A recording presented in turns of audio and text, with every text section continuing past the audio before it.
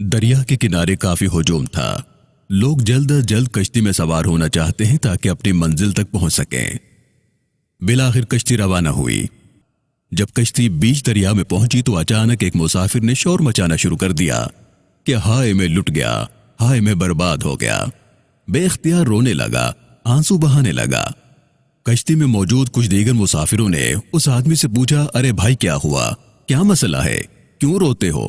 بولا، میرے بھائیوں میں لٹ گیا، برباد ہو گیا، عمر بھر کی جمع پونجی لٹ گئی، میرے پاس سونے کی اشرفیاں تھیں، کسی ظالم نے اچک لیں۔ یہ کہہ کر وہ پھر سے رونے لگا۔ کسی ہمدرد مسافر نے اس سے پوچھا، میرے بھائی کتنی اشرفیاں تھیں تمہارے پاس؟ وہ بولا، پوری 100 اشرفیاں تھیں میری تھیلی میں۔ شور شرابہ زیادہ ہوا تو کشتی کا ملح آیا اور پوچھ گچھ کرنے لگا کہ جب تم کشتی میں سوار ہوئے تھے تو کیا اس وقت تمہارے پاس اشرفیوں والی تھیلی موجود تھی؟ وہ شخص بولا، جی ہاں، جب میں کشتی میں سوار ہوا تھا تو اشرفیاں میرے پاس ہی تھیں۔ میں پورے وثوق سے کہہ سکتا ہوں کہ چور اسی کشتی میں موجود ہے۔ کشتی کے ملاح نے کہا کہ ٹھیک ہے، سب مسافروں کی تلاشی لی جائے گی۔ یہ سنتے ہی وہ شخص کھل اٹھا، چہرے پہ مسکراہٹ پھیل گئی، گویا اسے کھوئی ہوئی متاع حیات مل گئی ہو۔ ایک ایک کر کے تمام مسافروں کی جامع تلاشی لی گئی، مگر کسی مسافر کے پاس سے اشرفیوں والی تھیلی نہ ملے۔ وہ شخص بری طرح سے چلانے لگا کہ نہیں نہیں، یہ نہیں ہو سکتا، اشرفیاں یہیں کہیں موجود ہیں۔ اسے کہا گیا کہ بھائی تمہارے سامنے سب کی تلاشی لی گئی ہے مگر وہ نہیں ملی۔ لیکن وہ شخص بضد تھا، قسمیں کھانے لگا کہ ہو نہ ہو میری اشرفیاں انہی میں سے کسی کے پاس ہیں، دوبارہ تلاشی لی جائے۔ چنانچہ اس کے اصرار پر سب مسافروں کی پھر سے تلاشی لی گئی، مگر نتیجہ پھر وہی کہ سونے کی اشرفیاں کسی سے برآمد نہ ہوئی۔ اب تو وہ آدمی آپے سے باہر ہو گیا اور زور زور سے چیخنے چلانے لگا کہ میں لٹ گیا، میں برباد ہو گیا۔ اس سے پوچھا گیا کہ بھائی تم اچھی طرح سے یاد کر لو کہ تم وہ اشرفیاں گھر سے لائے بھی تھے یا نہیں۔ وہ آدمی پھر سے قسمیں کھانے لگا اور پھر اچانک ایک جانب غور سے دیکھنے لگا۔ سب لوگ بھی اسی جانب تکنے لگے۔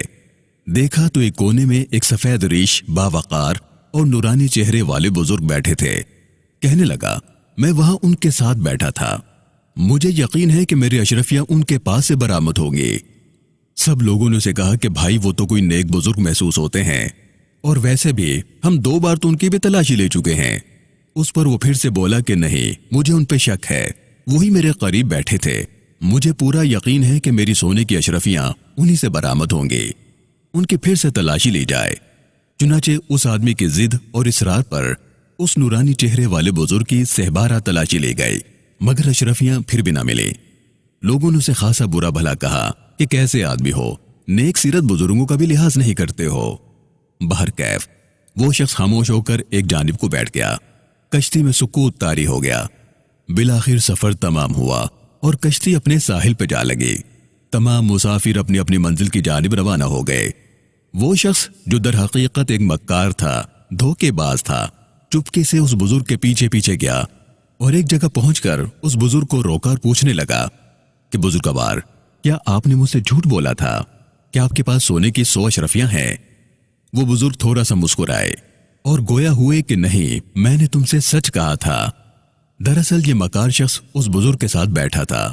اس بزرگ نے باتوں باتوں میں اسے بتایا تھا کہ ان کے پاس سونے کی اشرفیاں ہیں۔ یہ بدفطرت اور بدتینت آدمی دکھلاوے کے لیے ان کی خدمت کرتا رہا، اور جب کشتی بیچ دریا میں پہنچی تو اس نے ایک منصوبے کے تحت شور مچا دیا کہ میری اشرفیاں چوری ہو گئیں، جب تلاشی لی جائے گی تو اس بزرگ سے وہ برآمد ہوں گی اور یہ کچھ نہ کر سکیں گے۔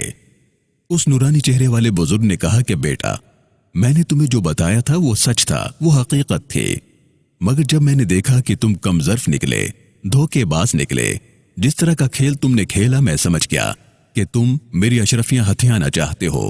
جب تلاشی لی جاتی تو ظاہر ہے کہ وہ اشرفیاں میری تھی، مجھے سے برآمد ہوتی، کوئی مجھ پر یقین نہ کرتا، سب مجھے جھوٹا، فریبی، مکار اور کم ظرف سمجھتے۔ بس یہی سوچ کر اسی لمحے میں نے اپنی تھیلی دریا میں پھینک دی۔ وہ شخص حیران ہو کر کہنے لگا کہ حضرت، آپ نے اپنی ساری جمع پونجی دریا میں ڈال دی۔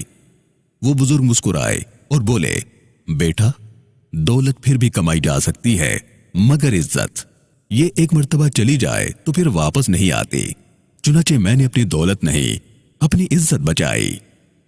محترم سامعین و ناظرین کرام، وہ نورانی چہرے والے باوقار بزرگ کوئی اور نہیں، قرآن حکیم کے بعد سب سے معتبر کتاب بخاری شریف کے لکھنے والے حضرت امام بخاری رحمت اللہ علیہ تھے۔